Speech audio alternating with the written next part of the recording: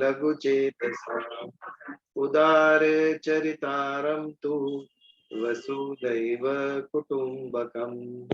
ॐ पूर्णमदः पूर्णमिदं पूर्णात् पूर्णमुदच्यते पूर्णस्य पूर्णमादाय पूर्णमेवावशिष्यते। ओम शांति शांति शांति। जय श्री कृष्ण।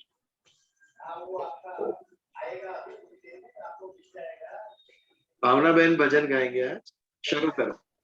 हाँ, गाइए गुणगान प्रभु का, अंश चेतन आत्मा। गाइए गुणगान प्रभु का, अंश चेतन आत्मा। खोल चक्षु ज्ञान के, खोल चक्षु ज्ञान के, तुझको मिलेंगे परमात्मा।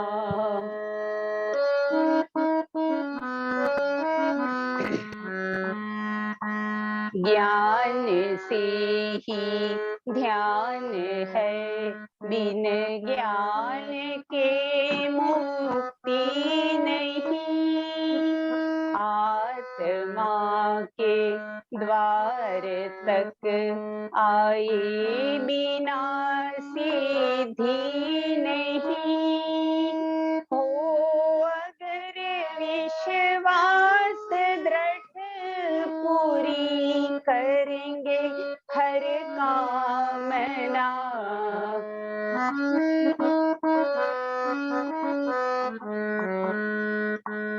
रोशनी अंतर में भर ले, सारे पर्दे को हटा। तेरे द्वारे प्रभु पधारे, अपनी पलकों को उठा। चांदनी राहों में बिखरी प्रभु बना है रहनुमा। गाइए गुणगान प्रभु का।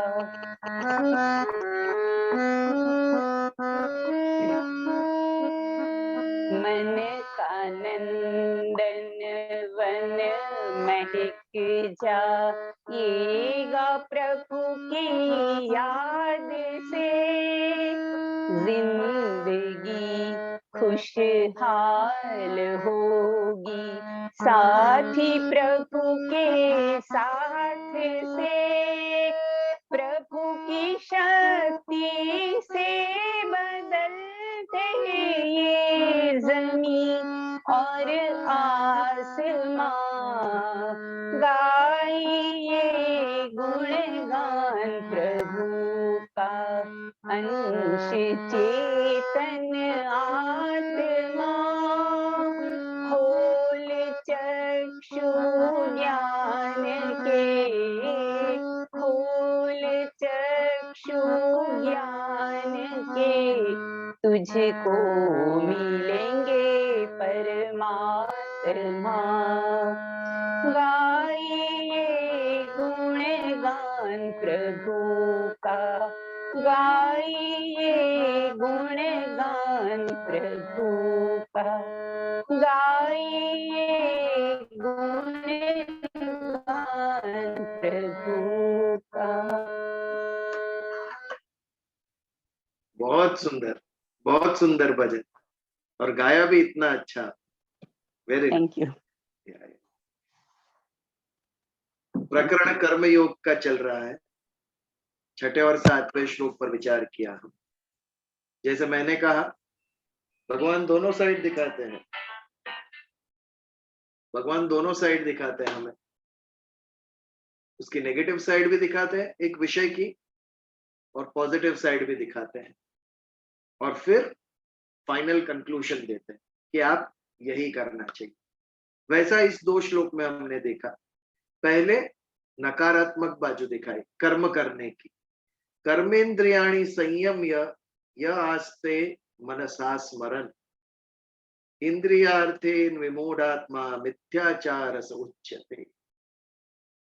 इंद्रिय को वश में कर लिया, इंद्रिय को नियम में नियंत्रण में कर लिया, लेकिन यह आस्ते मनसा स्मरण, मन में तो बैठा है स्मरण करता हुआ, भोगों का चिंतन करता हुआ।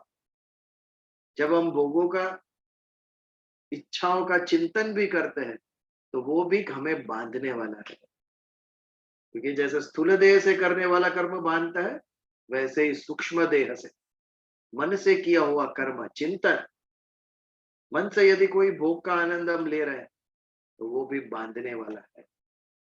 तो जो व्यक्ति ऐसा करता है, इंद्रियों को तो विषय से हटा लिया, नियंत्रण में रख दिया, आज उपवास, लेकिन यदि मन में स्मरण है ये खाओ वो खाओ, तो ये विमूढ़ आत्मा है, मूढ़ अज्ञानी जड़ व्यक्ति, जिसे समझ में नहीं आ रहा है what is right and what is wrong. तो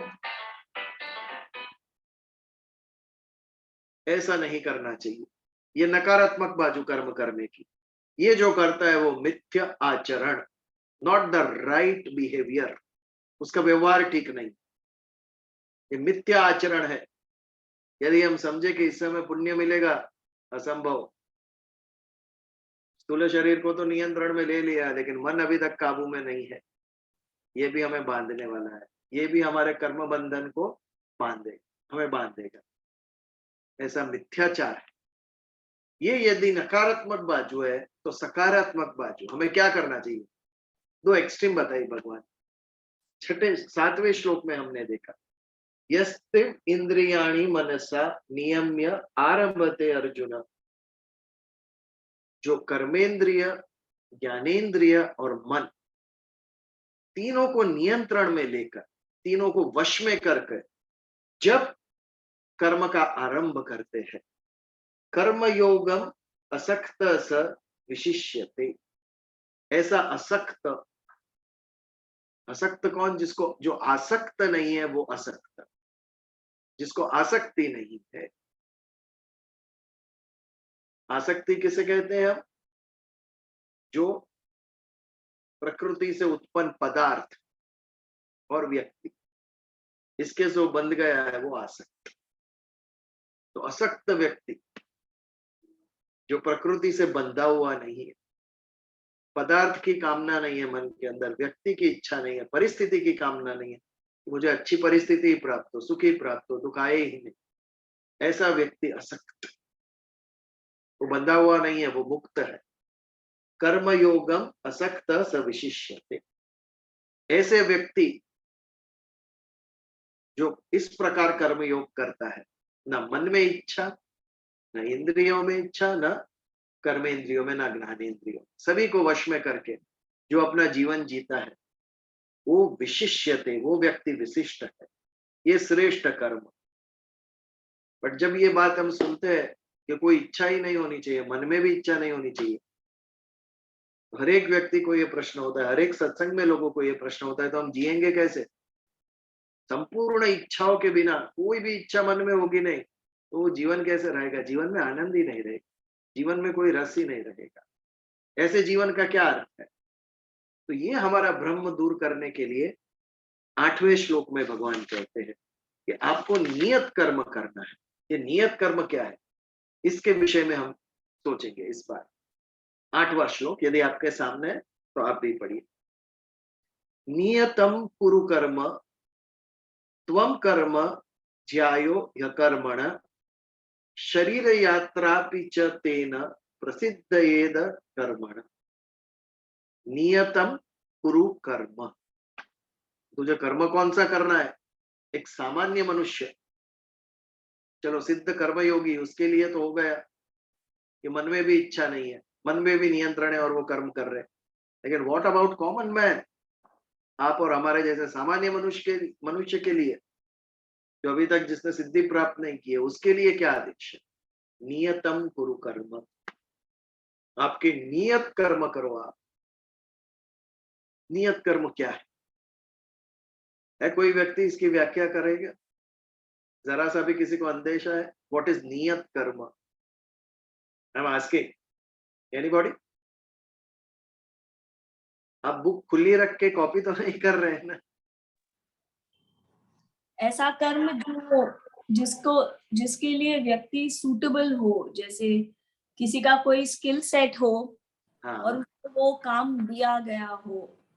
for example somebody is an accountant and he is very Okay. Good at maths, तो उसको जो कर्म उसको दिया गया है हाँ या वो गृहस्थ है तो उसका नित्य धर्म है, उसका कर्म है अपनी गृहस्थी का पालन करना। दिस इज नॉट नित्य, इट इज नियत, नॉट नित्य कर्म, इट्स तो नियत based कर्म, yes, it's so a based type on of कर्म।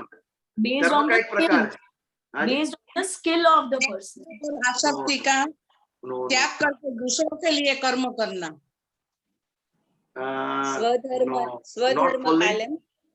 स्वधर्म पालन, ओके, वो नियत कर्म का एक अंग है, डेफिनेटली स्वधर्म पालन कह सकते हैं आप। लेकिन दूसरों के हित के लिए कर्म करना वो थोड़ा नियत कर्म से भी बेटर है, उसके भी ऊपर है। That is idea. Anybody else? नियत कर्म की व्याख्या हम कर रहे हैं, यहाँ पर विचार कर रहे हैं नियत कर्म क्या है, इसके ऊपर विचार कर। नियत कर्म I think it is something which we do regularly, जो रेगुलरली करता रहे, जो कंसिस्टेंटली करता रहे। सांस लेना नियत कर्म है, क्रिया है, कर्म नहीं है। वो क्रिया है। तो रेगुलरली हमें क्या करना है? यदि मैं पूछूं तो सोना, ये भी तो एक क्रिया है। तो जो नियत काम कर्म का आपको नियत जो- कर्म आई थिंक इज द काम जो आपको अलॉट किया गया है, allot, something that is assigned to you. Who has assigned? Assigned शास्त्र विधि से नियत करेलू कर्म। शास्त्र विधि से नियत करेलू कर्म। Who has assigned? शास्त्र हैज असाइन्ड। नितिन भाई, we are coming closer to it. But based on the skill, no, based on your गुण, आपके गुण के अनुरूप जो आपका कार्य। वो तो है ही ना। आज मछली का कर्म है तैरना, हाँ, you cannot expect him to fly. वो तो है, वो तो हम हमारा जो भी कर्म है वो गुण के आधार पे ही होता है। जो But गुण है destiny- वही हमारा कर्म होगा ना। डेस्टिनी के अनुसार ऑटोमेटिकली यदि हम कहीं पर हम पहुंचे हैं तो डिफॉल्ट हम उस कर्म के क्षेत्र में हम पहुंच गए हैं ना। कोई ऐसा तो हो नहीं सकता ना कि कोई व्यक्ति जैसे एकदम ही एक विचित्र माहौल में से निकल के कोई संगीतकार बना हो। कहीं ना कहीं कुछ उसकी नियति तो होगी ना जो उसे एक माहौल में लाती है जहां वो नियति के साथ वहां आया है। नियति is not niyat karma. Niyati is destiny, but it is not niyat karma. Anyways, बहुत सारे पॉइंट्स आ गए नियत कर्म के, तो उसके ऊपर हम थोड़ा विचार करें। नियत कर्म समझने के लिए पहले हम दूसरे अन्य दो कर्म समझेंगे। शास्त्रों के अनुसार दो कर्म, एक विधि और एक निषेध। विधि कर्म क्या है? विधि कर्म में पहले तो ईश्वर के प्रति, परमार्थ के प्रति हमारा कर्तव्य, यानी याग, यज्ञ, होम, हवन, उपवास, व्रत, उपवास, व्रत, तीर्थ यात्रा, सत्संग, अभ्यास, अध्ययन, ये सभी हमारे विधि कर्म है जो हमें करने चाहिए। मनुष्य के लिए ये कर्म बहुत इंपॉर्टेंट है, बिकॉज अन्य जीव ये नहीं कर सकेंगे।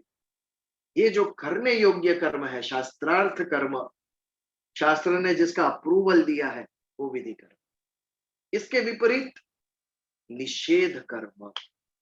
व्हाट इज निषेध कर्म? जो हमें नहीं करने चाहिए। मोसेस पहाड़ पे जाके आए और एक मोसेस का टैबलेट लेकर आए और उस पर 10 कमांडमेंट लिखा था। मेरे जो फॉलोअर्स है, मैं जब नहीं रहूंगा तब you have to follow this. What were the 10 commandments? Thou shalt not steal. thou shall not speak lie, thou shall not kill, आप असत्य नहीं बोलेंगे, आप चोरी नहीं करेंगे, आप हिंसा नहीं करेंगे, ये सब निषेध कर्म। निषेध कर्म वो है कि जो समाज में अन्य लोगों को दुखदाई है। वो एक व्यक्ति जब ये कर्म करता है तो सामने वाले को जैसे दुख प्राप्त होता है, वो निषेध कर्म। निषेध कर्म का त्याग करना सुगम है, इजी है। विधि कर्म यदि ना हो एक बार तो चल जाएगा, आप उपवास नहीं कर रहे चल जाएगा, आप हवन नहीं कर रहे चल जाएगा, लेकिन यदि कोई निषेध कर्म मुझसे हो रहा है वो नहीं चलेगा। हमारा लक्ष्य पहले होना चाहिए कि हमसे कोई निषेध कर्म ना हो, और वो जब हमारा लक्ष्य सिद्ध हो जाए तो उसके बाद हमारा अगला लक्ष्य होना चाहिए कि हम विधि कर्म करें। बुराई निकल गई, अभी और अच्छे कर्म मुझे करने हैं। तो ये दो के बीच में है नियत कर्म। जो जीने के लिए आवश्यक है वो नियत कर्म, जो जीने के लिए आवश्यक है वो नियत कर्म। जैसे आपके वर्ण आश्रम से प्राप्त हुआ कर्म, ये आपका नियत कर्म, ये आपको बांधने वाला नहीं है, ये इंपॉर्टेंट है। ये कर्म हमें फल देने वाला नहीं है, मेरा नियत कर्म।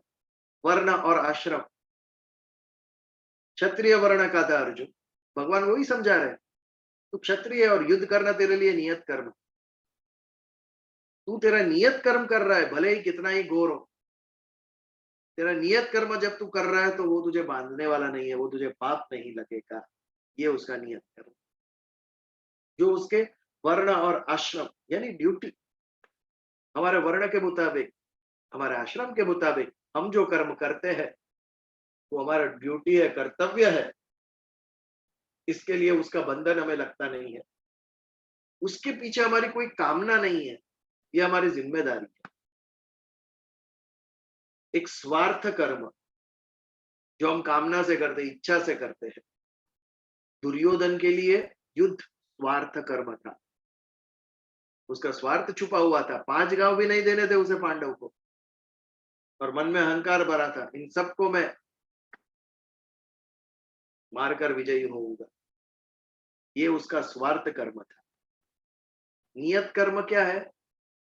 नियत कर्म हमारा निर्वाह बुद्धि से जो होता है, वहां पर स्वार्थ बुद्धि थी, इसमें निर्वाह बुद्धि। ये वर्ण और आश्रम व्यवस्था आई क्यों? हमारे निर्वाह के लिए। यदि पृथ्वी पर हमें 80 साल जीना है तो काम करना पड़ेगा, बिना काम किए कोई जी नहीं सकता है।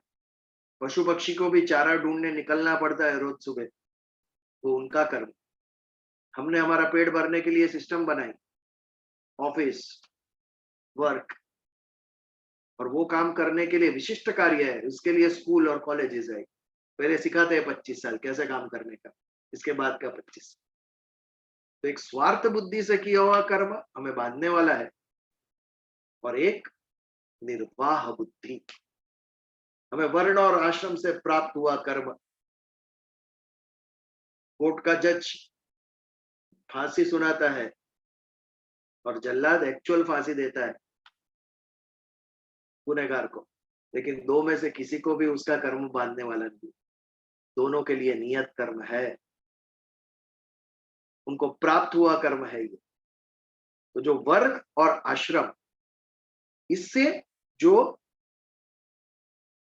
हम कर रहे हैं, भले दिखने में उसका स्वरूप भले ही घोर हो, अर्जुन को घोर कर्म लग रहा है युद्ध करना, और है ही, स्वजनों को मारने की बात है, बट कितना भी घोर हो, यदि वो आपका नियत कर्म हो, निर्वाह बुद्धि से किया हुआ कर्म हो, तो वो आपको बांधने वाला नहीं है।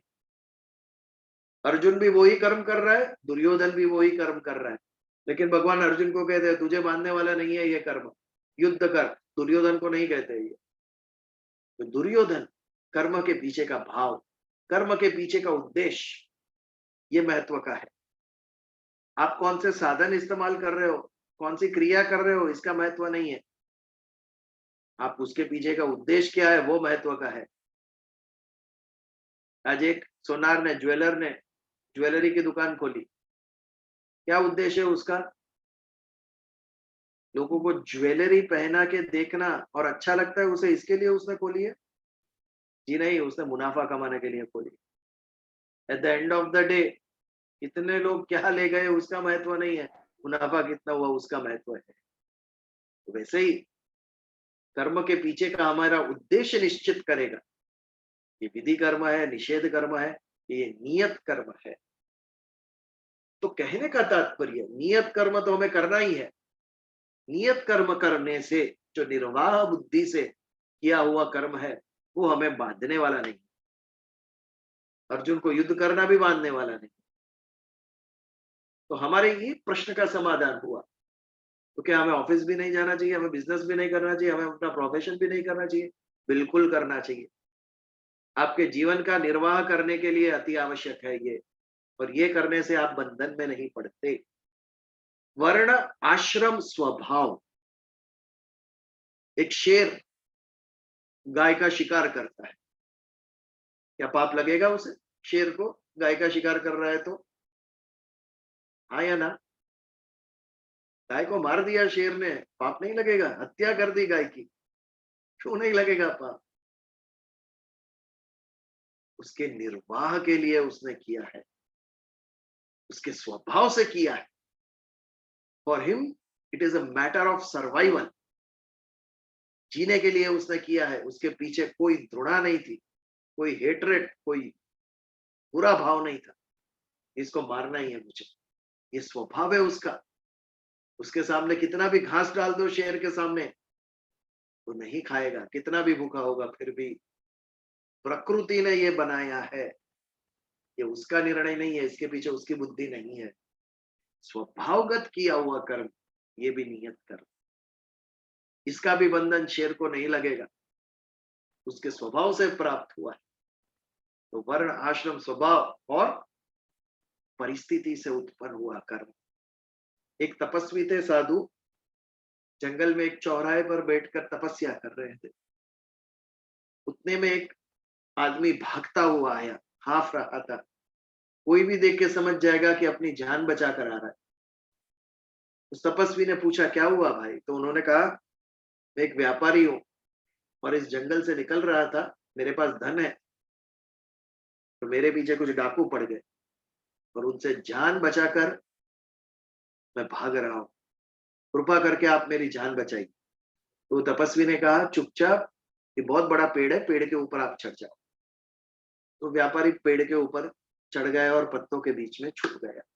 थोड़ी देर में वहां डकैत आते, डाकू आते, और तपस्वी को देखकर पूछते हैं उन्हें कि यहाँ से आपने एक व्यापारी को भागते हुए देखा? उन्होंने कहा देखा। डाकुओं ने पूछा किस तरफ गए? उन्होंने सामने का रास्ता दिखा दिया, देखो ये मार्ग पे गए हैं, आगे यहाँ जाओ आपको मिलेगा। ये असत्य हो गया क्या? ये जो तपस्वी ने डाकुओं को अलग मार्ग पे चढ़ा दिया। जैसे ही डाकू गए, व्यापारी को बोला उतर अभी और तू विरुद्ध दिशा में चलने लग, तो गांव आ जाएगा वहां पे। ये क्या है? ये जो असत्य कहा इन्होंने, ये कर्म का बंधन देगा उन्हें? ये पाप कहलाएगा असत्य बोले वो? बिल्कुल नहीं।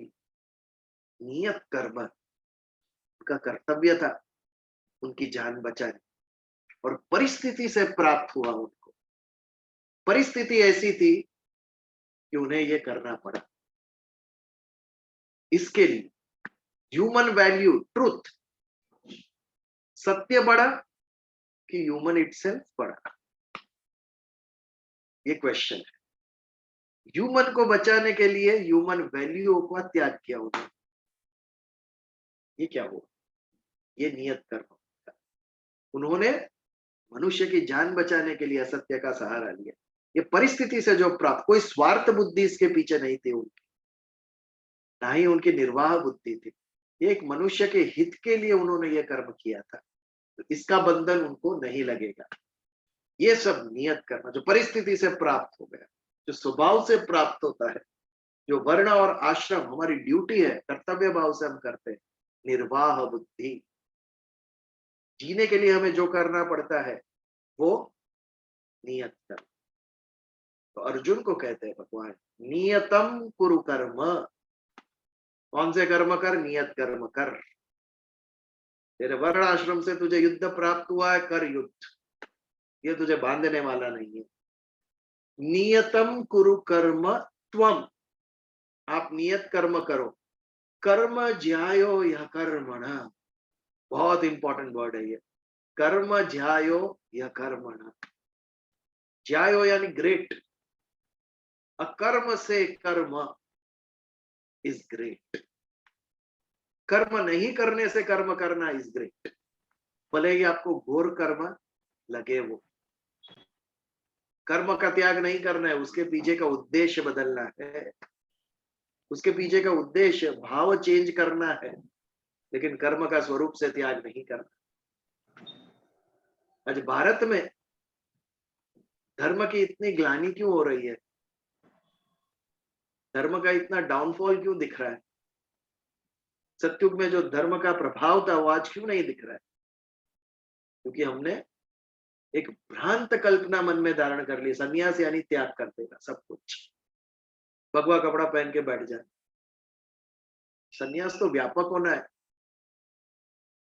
मेरे मन की संकुचितता का त्याग करना है। कल तक मैं स्वयं और परिवार के लिए जी रहा था, आज सारे विश्व के लिए जी रहा हूं।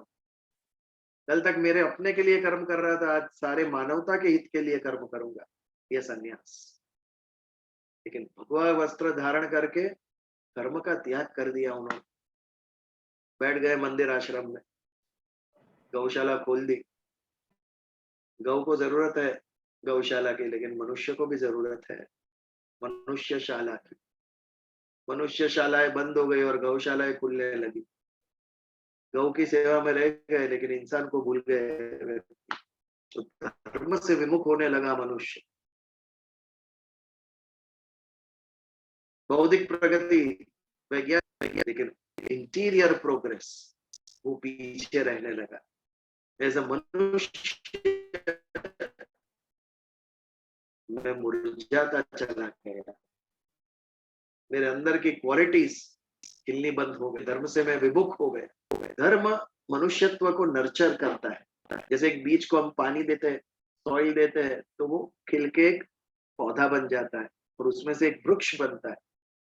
वैसे ही ये मनुष्यत्व को भी पानी देना पड़ता है, सॉइल देना पड़ता है, सूर्य प्रकाश देना पड़ता है, विचार देना पड़ता है मन को, उन्नत विचार, ग्रेट थॉट्स, उदार विचार देने पड़ते हैं। वैश्विक बन तो, संकुचित मत बन, सारे विश्व का अच्छा सोच तो। ये विचारों से हम विमुख होने लगे, ये धर्म की गिलानी है।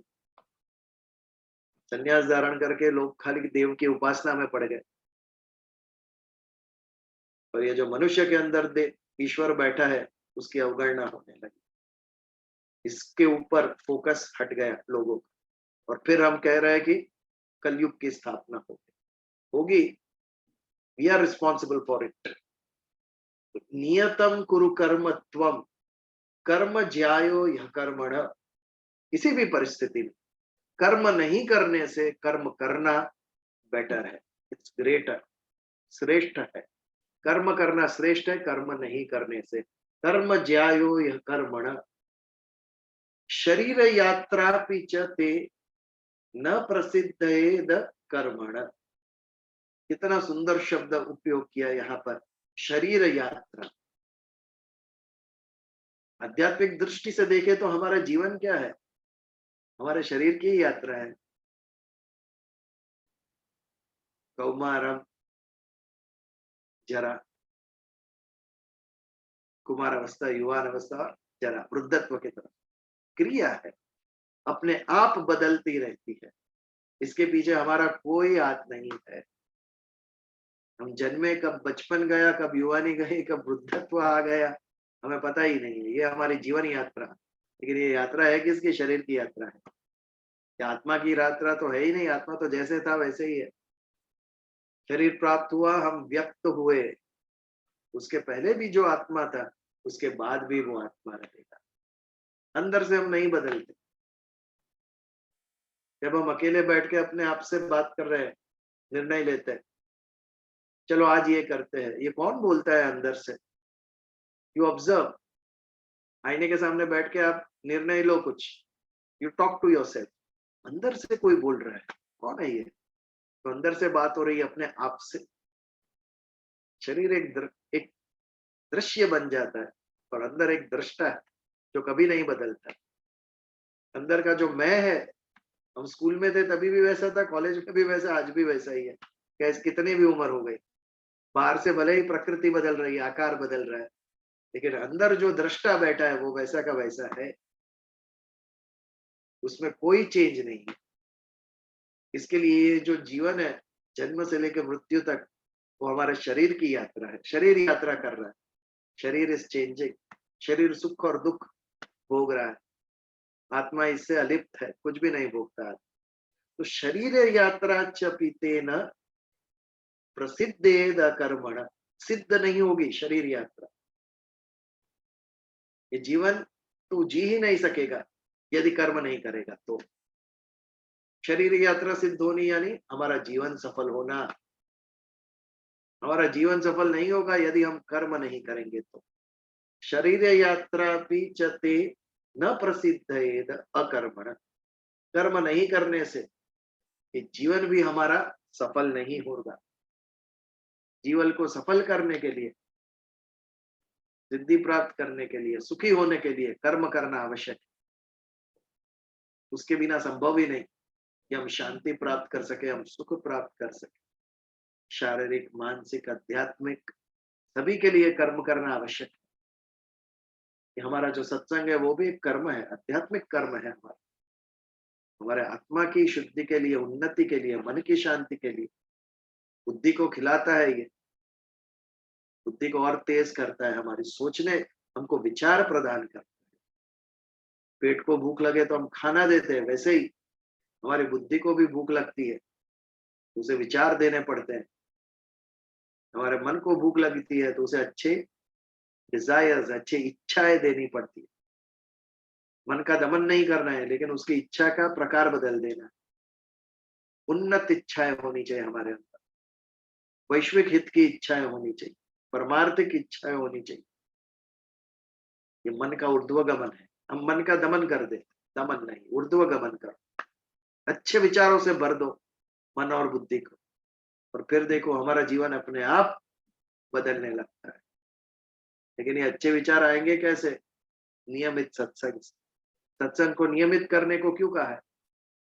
जैसे ही हम सत से असंग होकर संसार में जाते हैं, पुनः हमारे ऊपर सांसारिक इच्छाओं का आक्रमण हो जाए, हम वैसे के वैसे हो जाते हैं, पुनः हमें खींच के सत्संग अध्यात्म की तरफ लेके आता है, हमें समझाता है, जो सही है वो दिखाता है, हमारे विवेक को जागृत करता है। अमेरिका में सिस्टम है, 6 दिन लोग काम करते हैं और वहां पर 7वें दिन कपड़े धोते हैं, और वहां पर भी पब्लिक लॉन्ड्री है। आप कपड़े ले जाओ, पैसा डालो, कपड़े धो के वापस लाओ। हफ्ते में 1 बार धोते हैं वहां पे लोग। हमने भी लॉन्ड्री खोली है यहाँ पे, हफ्ते में 1 बार आके हम सब मन स्वच्छ करके जाते हैं यहाँ से। आध्यात्मिक लॉन्ड्री, वसुदैव कुटुंबकम। मन स्वच्छ करने को आओ सब, मन में जो कचरा बड़ा है निर्मल होके जाओ यहाँ से। निर्मलता आएगी कौन? कौन सा शैम्पू यूज करते हैं? ईश्वर। मन में जब भगवान को प्रस्थापित करते हैं तभी वो शुद्ध होता है, निर्मल होता है। इससे बड़ा कोई भी शैम्पू नहीं है मन स्वच्छ करने के लिए, ना ही कोई वैक्सीन है। 1 डोज ले लिया तो अभी 6 महीना मन में कोई खराब विचार नहीं आएगा, सिर्फ आध्यात्मिक विचार आएंगे। कोई वैक्सीन आज तक बनी नहीं है। सत्संग की ये आवश्यकता है, इट इज रिक्वायरमेंट। अनफॉर्चुनेटली हमें उसका ये नहीं है कि कितना इंपॉर्टेंट है ये जीवन के लिए, और हमारी एज से भी ज्यादा बच्चों के लिए शुरू करना ये ज्यादा आवश्यक है।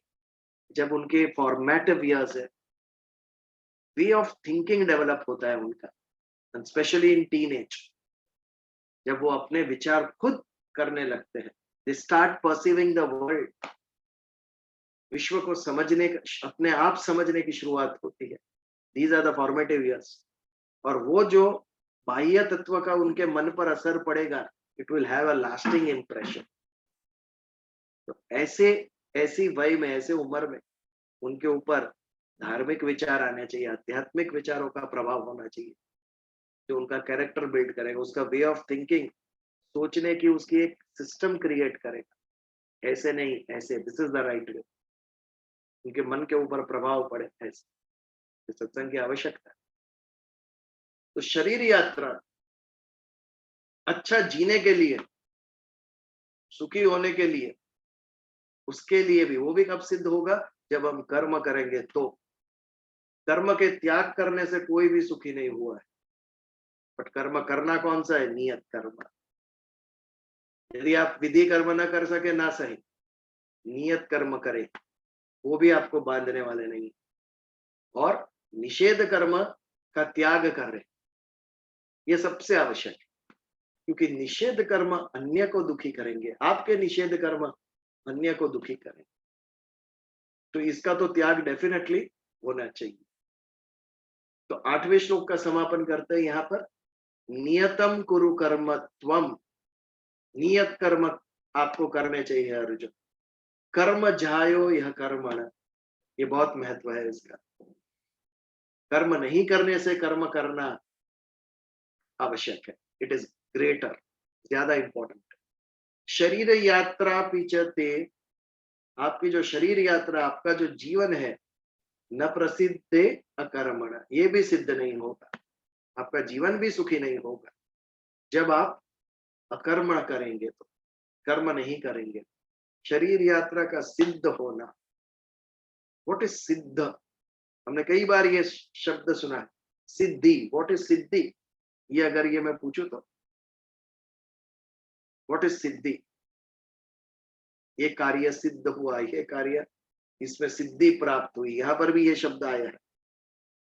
वो भी सिद्ध नहीं होगा, आपका शरीर यात्रा यानी जीवन भी सिद्ध नहीं होगा यदि हम कर्म नहीं करते हैं। तो सिद्धि की व्याख्या भी करनी चाहिए हमें, व्हाट इज सिद्धि? ये जैसे नियत कर्म समझे हम, विधि कर्म, निषेध कर्म, सिद्धि क्या है? व्हाट इज सिद्धि? सफल, समाधि अवस्था में मोक्ष प्राप्त करना, ये सिद्धि है। तो फिर what is Siddhi? Success, success, सफलता। सफलता, ये अन्य शब्द है उसके। अचीवमेंट उसका ट्रांसलेशन है, but what is Siddhi? What is achievement? What is success? To reach a particular level. To reach a level. Level कौन सेट करेगा? कौन सा level? A certain benchmark which which has been set by the Benchmarks are nature. so relative. ultimate achievement, the ultimate achievement, Like? realization. वो तो मैंने अभी कहा, क्या समाधि अवस्था में मोक्ष प्राप्त करना यही सिद्धि है? It is definitely सिद्धि। જન્મ જેના માટે મળ્યો છે, हाँ जी, મનુષ્ય જન્મ જેના માટે મળ્યો છે, हाँ, ये अल्टीमेट सिद्धि कि જેને આપણે हाँ, મોક્ષ કહીએ, સમાધિ અવસ્થામાં પ્રાપ્ત થાય છે। But is that only सिद्धि? कोई भी कार्य को It is anything that you are assigned throughout your life, a father, as a brother, as a husband, or as a son, in whatever role you play during your lifetime, different roles which all of us play. And if all of us do that with a greater honesty and sincerity, and I mean, I think that is what. Yes, we all are giving examples. हम दृष्टांत दे रहे हैं, हम उदाहरण दे रहे हैं। completion of your duty optimally, to the best optimization, where सभी का benefit हो, You are quite close to it, very close to where it. सभी का benefit हो। व्याख्या करना, दृष्टांत से हम समझते हैं, लेकिन व्याख्या उससे भी ऊपर है। व्याख्या इज अ जनरलाइजेशन। दृष्टांत से हम समझ जाते हैं, बट जब व्याख्या करते हैं तो it is applicable in all situation. जब हम हमारा एक लक्ष्य निश्चित करते हैं, हमने निश्चित किया हुआ लक्ष्य, वो लक्ष्य जब हम निर्विघ्न पूर्ण करते हैं तो वो सिद्धि है। फल मिले या ना मिले, लेकिन हमारा जो लक्ष्य था वो हमने प्राप्त कर लिया। निर्विघ्न, विदाउट एनी ऑब्स्टेकल, ये सिद्धि है। हमने जो निर्णय लिया था, हमने जो निश्चय किया था, वो विदाउट एनी विघ्न हमने वो प्राप्त किया, ये सिद्धि है। तो यहाँ पर ये सिद्धि शब्द क्यों आया? आज मनुष्य जीवन की सिद्धि क्या है? रिस्पेक्टफुली हम हमारा जीवन बिताएं। जो मिनिमम रिक्वायर्ड है, रोटी कपड़ा मकान मेडिसिन शिक्षा, उतना तो हम प्राप्त करें ही। वो इज सक्सेसफुल, जो अपने और अपने परिवार का गुजारा कर रहा है वो सक्सेसफुल ऑन इज ओन, किसी से मांगे बिना, जो अपने परिवार का निर्वाह कर। फिर उसके बच्चे आईबी स्कूल में पढ़ रहे हो या म्युनिसिपलिटी स्कूल में ग्रेजुएट हुए ना, ये सफलता है। आपने शादी की, बच्चे पढ़ाया लिखाया, सब कुछ किया, कहाँ किया ये आवश्यक नहीं। Then you have lived a successful life, अपने पैरों पे खड़ा किया रहा। क्या खाया? मिठाई खाई या दाल चावल खाया, इसके इंपॉर्टेंस नहीं है, लेकिन 2 वक्त खाना खाया हमने, इज सक्सेसफुल। जो 2 वक्त खाना खा रहा है वो सक्सेसफुल, क्या खा रहा है वो जरूरी नहीं। रिस्पेक्टफुली, सम्मान पूर्वक संपूर्ण आयुष्य जिसने जीवन जिया, ये सिद्धि, उसकी शरीर यात्रा सफल रहेगी। महंगा या सस्ता, इसका इंपॉर्टेंस नहीं। बट अकर्म से, कर्म नहीं करने से हम अपनी शरीर यात्रा भी सिद्ध नहीं कर सकते, हमारे जीवन की भी सिद्धि नहीं होगी। शारीरिक भौतिक विश्व में रहने के लिए हमें कर्म करना अति आवश्यक है। तो नियतम कुरु कर्म त्वम कर्म ज्यायो यः कर्मण शरीर यात्रा पिचतेन प्रसिद्धयेद अकर्मण। ये 8वां श्लोक जिसके ऊपर आज हमने विचार किया, इसके ऊपर यदि कोई प्रश्न या चर्चा तो आप पूछ सकते हो, नहीं तो आगे बढ़े। विजल भाई, आपने एक वर्ड यूज किया इसमें, निर्विघ्नम, मतलब विदाउट एनी ऑब्स्टेकल। जी, तो ऑब्स्टिकल भी अगर आता है तो why does, but despite that we still achieve it, तो फिर what is the relevance of obstacles in the path? नहीं, ऐसे देखिए आप, जब ऑब्स्टेकल, विघ्न आता है तो मे बी हम उतनी ही अच्छी तरीके से नहीं कर सकते वो पूर्ण। 10th की एग्जाम है और एग्जाम के 1 महीने पहले द चाइल्ड इज हॉस्पिटलाइज्ड, बीमार हो गया, और उसके कारण जो क्षति हुई 90% की जगह 80% आ गया। पास तो हो गया 10th, लेकिन विघ्न आने से उसकी जो कैपेसिटी थी, उसका जो लक्ष्य था, वो पूर्णतः सिद्ध नहीं हुआ। पास तो भी हो गया, अच्छे मार्क से हुआ, लेकिन ये विघ्न नहीं आता तो वो बेस्ट कर सकता। इसके लिए हमारा जो लक्ष्य था सिद्धि, वो प्राप्त करने के लिए निर्विघ्नता ये आवश्यक है, तभी जाके हमने जो लक्ष्य प्राप्त किया था वो सिद्ध हुआ। यदि कोई विघ्न आता है तो हम लक्ष्य तो प्राप्त करते हैं, बट वो थोड़ा कमी आ जाती है उसके। इस तरीके से लेना। बिजल, इसलिए विघ्न न आने के लिए गणपति की आराधना करते ना, सभी सबसे पहले कार्य का निर्विघ्न कुरु देव, निर्विघ्नम कुरु मय देव, शुरुआत ही उनसे करते हैं। आज चलो शादी घर में है और कोई विघ्न ना आए, इसके लिए शुरुआत ही गणेश भगवान से। लेकिन शादी शुरू होती ही गणेश भगवान साइड पे चले जाते हैं उसके बाद कोई याद ही नहीं करता है गणपति जी को, गणेश पूजा करके साइड में बिठा देते हैं उसको, और फिर देखो खाना पीना नाचना बैंड बाजा सब शुरू हो जाता है। गणेश जी बेचारे हमारे विघ्न दूर करते रहते हैं कोने में बैठ के, फिर सब भूल जाते हैं गणेश जी को, कोई याद नहीं करता है उसको विनोद कर रहा है। विजल भाई, मान लीजिए same example that you give कि 80% मार्क्स ही आए, but that same person develops and he is successful, मतलब सक्सेसफुल मतलब उसने जैसे अपने निर्वाह किया, रोटी कपड़ा मकान जो भी उसका सक्सेस उसको पाना था वो उसको मिला, तो that does not change anything. No, उनका जो लक्ष्य था, मैंने कहा आज वो एक बालक का जो 10th में उसका एक लक्ष्य होता ही है ना, मुझे इतना % लाना है और अच्छी तरीके से पास होना।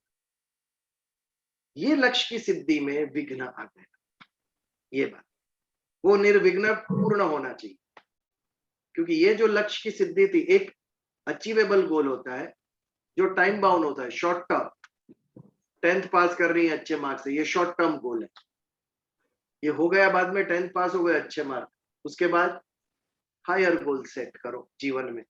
बट कुछ गोल ऐसे है जिसे हम ध्येय कहते हैं, वो टाइम बाउंड नहीं होते। मैं आजीवन सत्य कहूंगा, यदि ये मेरे जीवन का ध्येय है तो वो टाइम बाउंड नहीं है, सारा जीवन मुझे ये करना है। दीज आर हायर गोल्स, और those were temporary goals, time bound goals, short term goals जो हम प्राप्त कर सकते हैं। तो ये दो का कनेक्शन नहीं है। ये फाइन, 80% से भी अपना जीवन अच्छा वो बिता सकता है, और शायद 95% वाले से ज्यादा सुखी हो सकता है वो। You can never say, you never know क्या होगा वो। बट यदि विघ्न आता है तो हमारा जो लक्ष्य की सिद्धि होती है उसमें थोड़ी कमी आ जाती है। We may not achieve the same target, यदि ऑब्स्टेकल आ गया, विघ्न आ गया, इसका अर्थ ये। और फल की प्राप्ति तो हमारे हाथ में है ही नहीं। आप सिद्धि प्राप्त करो लेकिन फल न मिले, ये भी आवश्यक, ये भी शक्य है। एक नई दुल्हन थी, नई नई शादी हुई थी, और पति देव के लिए उसने नक्की किया ये आइटम आज बनाती हूँ। सब सामान भी ले आए और बहुत अच्छा टेस्टी बनाया, लेकिन पति देव का फोन आता है, ऑफिस में आज मीटिंग है, हम खाना खा के आ रहे हैं। लक्ष्य सिद्धि तो हो गया, खाना तो अच्छा बना दिया उसने, लेकिन फल नहीं मिला, पति देव ने खाया ही नहीं, क्योंकि अन्य कुछ आ गया, वो बाहर खा के आ गया। उसने अपनी सिद्धि की, उसने अच्छा खाना बनाया, लेकिन फल नहीं मिला उसे, जो जिस कारण वो बना रही थी वो फल प्राप्ति नहीं हुआ। लक्ष्य को हमने प्राप्त किया तो सिद्धि मिल गई। विघ्न आने से वो थोड़ा कम हो जाता, उतना ही अंतर। और कुछ कि आगे बढ़े हम? आगे समय है 2-3 मिनट ही, थोड़ी प्रस्तावना कर लेते हैं 9वें श्लोक की। विधि निषेध नियत कर्म, एक स्वार्थ बुद्धि से किया हुआ कर्म, एक निर्वाह बुद्धि से किया हुआ कर्म, और तीसरा जो श्रेष्ठ है वो परमार्थ बुद्धि से किया हुआ कर्म। स्वार्थ बुद्धि, निर्वाह बुद्धि और परमार्थ बुद्धि, ये 9वें श्लोक में भगवान कहते हैं। कर्म आपका कैसा होना चाहिए? ऐसा, यज्ञार्थ कर्मणो अन्यत्र लोकोयम कर्म बंधन, तदर्थम कर्म कौन्तेय मुक्त संग समाचर। यज्ञार्थ कर्म कर, अन्य सभी कर्म जो है, जो लोग अयम यहाँ पर जो लोग करते हैं, यज्ञार्थ कर्म के अलावा अन्यत्र सभी कर्म, ये सब आपको कर्म का बंधन देने वाले हैं। क्या प्रकरण चल रहा है कर्मयोग का? कौन से कर्म करने चाहिए, कौन से कर्म हमें मुक्त करेंगे और कौन से कर्म हमें बंधन में डालेंगे, ये प्रकरण चल रहा है। तो यहाँ पर यज्ञार्थ कर्म के अलावा किए हुए सभी अन्य कर्म हमें बंधन में डालने वाले हैं। तदर्थम कर्म कौन्तेय, इसके लिए तदर्थम, तदर्थम यानी यज्ञार्थ कर्म कर, मुक्त संग समाचर, अच्छे तरीके से आचरण कर, समाचरण, मुक्त संग, संग यानी आसक्ति, आसक्ति से मुक्त होकर अच्छे आचरण से तू तदर्थम कर्म, यज्ञार्थ कर्म कर, यही तुझे मुक्ति दिलाएंगे। तो महायक्ष प्रश्न वापस, व्हाट इज यज्ञार्थ कर्म, इसके ऊपर लेके आज बहुत सारी व्याख्याएं हो गई और हमारा समय भी हो गया है। तो अगले मंगलवार यज्ञार्थ पर हम विचार करेंगे। यज्ञार्थ कर्म जो श्रेष्ठ कर्म है, परमार्थिक कर्म है, जिसके पीछे का भाव बहुजन हिताय बहुजन सिखाए, ये जो उसका भाव है, ये यज्ञार्थ कर्म किसे कहेंगे हम, इसके ऊपर अगले मंगलवार को हम विचार करें। तो आज यहाँ पर सत्संग का समापन करते हैं। और हाँ जी, એક પ્રશ્ન હતો, નિયત કર્મ અને સ્વધર્મમાં શું difference? they are very close, you can say same. स्वधर्म એટલે મારો પોતાનો ધર્મ, मेरा धर्म, मेरी ड्यूटी क्या है, जो मेरा गुण है वही मेरा धर्म। आज एक मोमबत्ती है, सेम उसका धर्म क्या है? प्रकाश देना। क्यों? क्योंकि उसका गुण है। प्रकाश देने के अलावा हवा नहीं दे सकते, वो हवा पंखा ही देगा। तो जो मेरा गुण है वो ही मेरा धर्म। तो ये स्वधर्म हो। ये नियत कर्म भी वही है, मेरे गुण के मुताबिक मुझे जो कर्म करना है। मैं ब्राह्मण हूं तो प्रवचन देना मेरा स्वधर्म है। ये बात, यही मेरा नियत कर्म। प्रार्थना करें। पिछली बार भी कहा था, इस बार भी हम शांति पाठ करेंगे। ओम देव शांति, अंतरिक्ष शांति, पृथ्वी शांति, आपः शांति, औषधय शांति, वनस्पतये शांति, सर्वदेवा शांति, ब्रह्म शांति, सर्वः शांति, शांतिरेव शांति, सामा शांतिरधि। ओम शांति शांति शांति। जय श्री कृष्ण। सत्संग का समापन यहाँ पर। अन्य विषय पर यदि चर्चा करनी है तो कुछ देर कर सकते हैं, जिसे भी इच्छा हो।